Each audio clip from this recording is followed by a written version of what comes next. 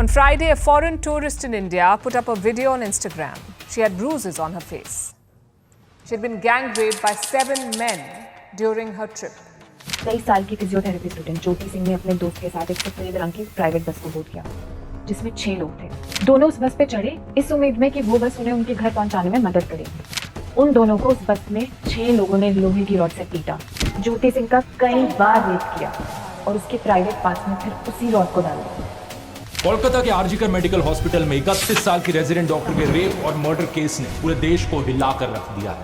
चाहिए नहीं चाहिए और निर्भया नहीं चाहिए, नहीं चाहिए नहीं चाहिए और निर्भया नहीं चाहिए। इस आउटरीच के बीच एक और ऐसी रेप और मर्डर की खबर आती है उत्तराखंड से, जहां पर एक नर्स अपने घर लौट रही थी हॉस्पिटल से, उसकी हत्या कर दी गई। Young woman from Uttar Pradesh was gang raped. Police apathy and negligence of the system led to her death yesterday.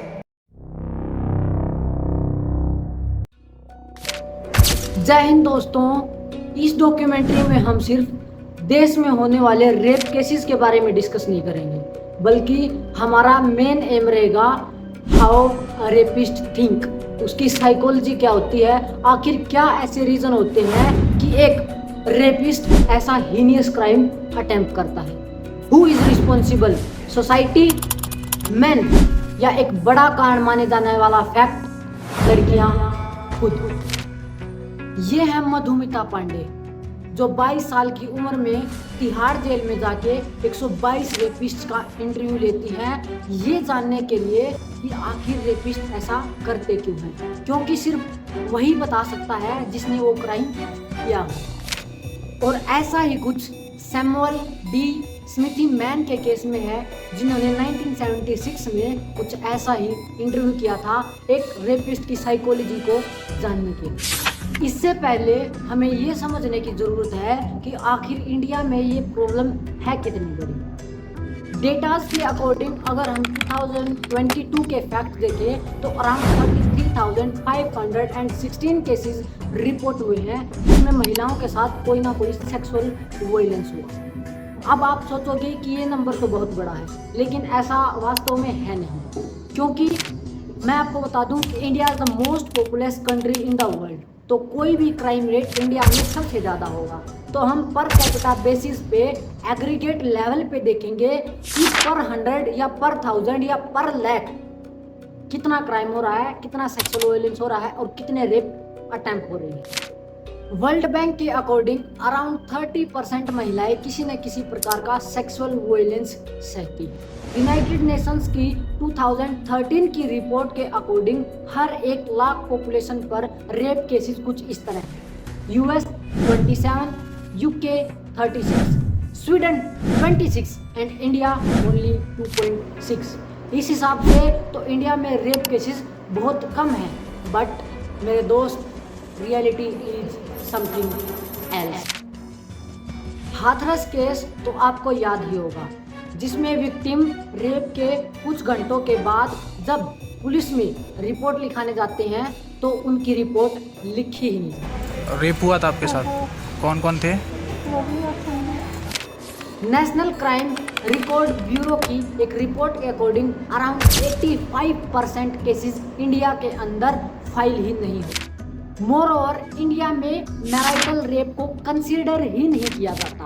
अगर मैराइटल रेप को कंसीडर किया जाए तो ये रेट इंडिया में 99% है, जिसमें एक महिला के रेप केस को फाइल ही नहीं किया जाता। इसका सबसे बड़ा रीजन है लोगों का लीगल सिस्टम के ऊपर विश्वास नहीं होना। पब्लिक हैरेसमेंट के केसेस देखे जाएं, इंडिया में सिटीज़ में ये रेट 80% है, यूएस में 77%, यूके में 71% और अफगानिस्तान में 93%। इसका मतलब इंडिया में कंडीशन बहुत ही ख़राब है, जबकि 85% केसेस तो इंडिया के अंदर रिकॉर्ड ही नहीं होते। कई बार पुलिस ही रिपोर्ट नहीं करती, कई बार बदनामी के कारण और कई बार प्रेशर के कारण रिपोर्ट नहीं लिखवाई जाती। तो इसके लिए हमें सबसे पहले समझना होगा why do rape happens.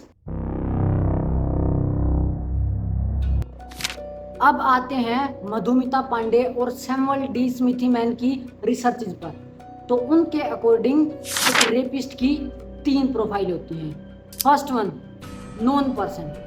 97% cases में जो रेपिस्ट होता है वो विक्टिम का नोन पर्सन होता है। इसका मतलब वह उसका कोई ना कोई जानने वाला ही होता है। सेकंड प्रोफाइल है यंग वंस। एक रिसर्च के according most of the cases में रेपिस्ट की एज 21 से 30 होती है। वीडियो के स्टार्टिंग में हमने जितने भी केसेस देखे थे उनमें एज यही थी और यही पब्लिश किया है अमेरिका की एक रिसर्च।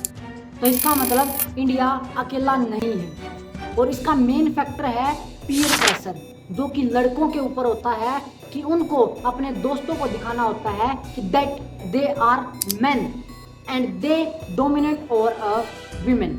थर्ड प्रोफाइल है poor education. Most of the cases में रेपिस्ट का लो लेवल ऑफ एजुकेशन होता है। मधुमिता पांडे ने जो रिपोर्ट पब्लिश की थी उसमें उन्होंने बताया कि उन्होंने जो 122 रेपिस्ट का इंटरव्यू किया था उसमें से ऑलमोस्ट सारे के सारे रेपिस्ट 3rd या 4th ग्रेड ड्रॉप आउट थे। इससे आप समझ सकते हैं कि आखिर रेपिस्ट कौन होता है।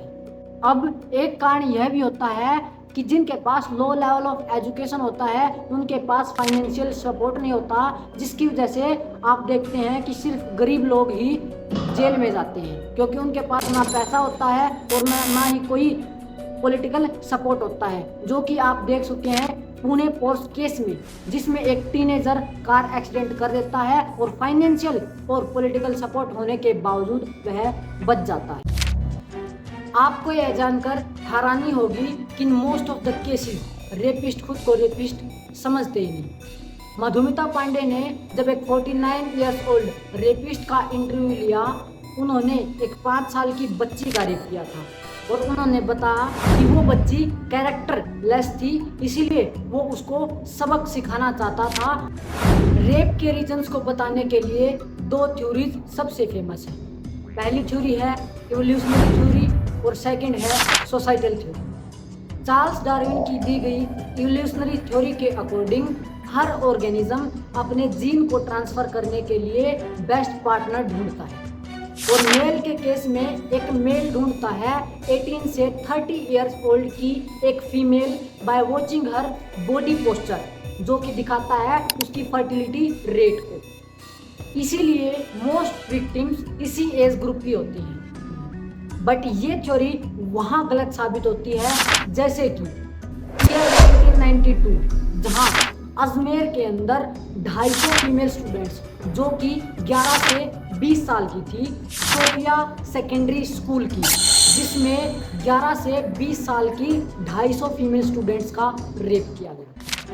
ईयर 2022 की एक रिपोर्ट के अकॉर्डिंग 112 गर्ल्स का रेप किया गया जो कि बिलो 12 इयर्स थी और 1000 प्लस वीमेंस का रेप किया गया जो कि अबव 45 इयर्स एज ग्रुप की थी। इसीलिए हम यह नहीं कह सकते कि खाली इवोल्यूशनरी थ्योरी या इवोल्यूशन या बायोलॉजिकल रीजंस ही होते हैं कि कोई पर्सन रेप को कमिट करता है। इसी वजह से कई रिसर्चर्स इवोल्यूशनरी थ्योरी को गलत बताते हैं, क्योंकि ये कहती है कि सारी गलती ह्यूमन बींग्स की है, सोसाइटी की नहीं। वो नादानी में गलती कर दिया तो क्या करें, उसको काट कर फेंक दे। और अगर इवोल्यूशन ही एक फैक्टर होता तो हर कंट्री में रेप केसेस का रेट बराबर होना चाहिए था, जो कि नहीं। अब आते हैं सेकंड थ्योरी के ऊपर, सोसाइटल थ्योरी, जो कि मेरे अकॉर्डिंग पर्सनली मेन रीजन होता है रेप कमिट करने का। उससे पहले एक बार नजर देखते हैं हम साल 2012 निर्भया केस। साल 2012 दिसंबर की एक रात चलती बस में निर्भया नाम की एक लड़की के साथ रेप हुआ। ताली कभी एक हाथ से नहीं बजती, दोनों हाथों से बजती है। अगर कोई शरीफ लड़की होती है रात को 9 बजे मतलब नहीं घूमती। लड़के भी उतने उससे ज्यादा जिम्मेदार है रेप के लिए, नए लड़के हैं उससे ज्यादा। कभी नहीं बजती, आपस में तालमेल होते हैं लड़की लड़कों के, जब भी ताली बजती है ना इधर ताली नहीं बजती एक हाथ से। ऐसा ही कुछ हमने देखा था 49 इयर्स ओल्ड उस रेपिस्ट के केस में, जिसने उस 5 साल की बच्ची का रेप सिर्फ इसलिए किया था ताकि वो खुद को डोमिनेट पर्सन दिखाना चाहता था, उसको उसकी औकात दिखाना चाहता था। इसीलिए हम कंक्लूड कर सकते हैं कि rape is not about sex but it is a tool जिससे लड़कियों को दिखाया जाता है मेल पावर और मेल डोमिनेंस। ऐसा ही बयान आता है कुछ पॉलिटिकल लीडर्स। 3 लड़के हैं, गलती हो जाती है तो 3 को भी फांसी दे दी बम्बई में। साल 2012 आरएसएस के चीफ मोहन भागवत एक बयान देते हैं। Bhagwat said such crimes hardly take place in Bharat, but they occur frequently in India. जिसका ट्रांसलेशन है कि अगर लड़कियां ट्रेडिशनल कपड़े पहने तो रेप नहीं होंगी, अगर लड़कियां मॉडर्न कपड़े पहनेंगी, पैसे कमाने जाएंगी, बाहर जाएंगी तो रेप तो होंगे। ऐसा हमारी सोसाइटी का मानना है। पहले जब ऐसे कपड़े नहीं थे तो बलात्कार कहाँ होता था? नहीं, पहले नहीं होते थे। अंग प्रदर्शन होएगा तो भैया अच्छे का दिल मचल जाता है। बट इसके पीछे का भी एक कारण है कि जिस तरह से समाज में सोचा जाता है लड़कियों के बारे में कि वो खुद अपने डिसीजंस नहीं ले सकती, वो कमजोर होती हैं, इसलिए उनको कंट्रोल करना चाहिए। लड़कियों को बाहर नहीं निकलना चाहिए, जब कोई काम हो जब तभी निकलना चाहिए, नहीं तो घर पे रहना चाहिए। हाँ। And the most interesting fact, महिलाएं खुद इस बात को मानती हैं कि उनको कंट्रोल करना चाहिए। अगर वो बिना बताए अपने पति से बाहर जाती हैं या उनको सेक्स के लिए अलाउ नहीं करती हैं तो उनको पीटा जाना बिल्कुल सही है। मर्द तो ऊपर हो गए, जनानी तो नीचे आ गया, चाहे किसी बड़ी हो किसी ये है दिल्ली के पास एक गांव कुचेरा, जिसमें हर घर के बाहर बड़ी बड़ी बैठकें बनाई गई हैं ताकि सिर्फ मर्द वहीं रहेंगे, घर के अंदर नहीं जाएंगे। अगर वो घर की महिलाओं से, औरतों से या लड़कियों से बातें करेंगे तो उनके मन में जिज्ञासा उत्पन्न होगी। ये है हमारी सोसाइटी की सोच, बट ऐसा एक्चुअली में नहीं होता। अगर आप उनसे बात करोगे तो एवरीथिंग विल बी सॉर्टेड। एक किस्म का मतलब कंट्रोल है। गाड़ी में अगर ब्रेक नहीं है तो गाड़ी मनवा जहाँ जाके ठुक जाएगी, तो यही आदमी की ब्रेक ही समझो इन बातों में। तो रेप कन्विक्ट होने का सबसे बड़ा रीजन है खुद सोसाइटी। अब आते हैं रेप को रोकने के लिए क्या क्या कदम उठाए गए हैं। तो हमारा मेन फोकस सिर्फ 2 चीजों के ऊपर रहता है। पहला कि एक्यूज्ड पर्सन को क्या पनिशमेंट दी जाए, उसको कड़ी से कड़ी पनिशमेंट दी जाए, डेथ पेनल्टी दी जाए। भोपाल में रेप के आरोपी को अदालत ने सुनाई फांसी की सजा। लेकिन इससे क्या होता है, ये सिर्फ एक शॉर्ट टर्म सॉल्यूशन है। 5 दिन के बाद लोग सब भूल जाते हैं और फिर से वही चालू हो जाता है। तो एक्यूज को ज्यादा से ज्यादा पनिशमेंट दे देना is not a solution. Second focus हमारा होता है खुद विक्टिम के ऊपर कि महिलाओं को क्या स्टेप उठाने चाहिए। उनको पब्लिक प्लेस में वेट करना चाहिए, घर से बाहर नहीं जाना चाहिए। ये है हमारी सोसाइटी की थिंकिंग, जो कि एक सॉल्यूशन नहीं है। अब आते हैं हमारी डॉक्यूमेंट्री के सबसे लास्ट चैप्टर और सबसे इम्पोर्टेंट चैप्टर की ओर, जो कि है how can we prevent rapes. इस तरह की चीजें कुछ कंट्रीज में होती हैं, वहाँ पब्लिक इसको जस्टिस देती है। I think these kind of people need to be brought out in public and lynched. तो सबसे पहले हमें ये एक्सेप्ट करना होगा कि death penalty is not a solution. ये सिर्फ एक पब्लिक सेटिस्फैक्शन का जरिया है, जिसकी वजह से लोग समझने लगते हैं कि हाँ, विक्टिम के साथ न्याय हुआ है। बट एग्जैक्टली ऐसा होता नहीं है। ये सिर्फ एक शॉर्ट टर्म सॉल्यूशन है।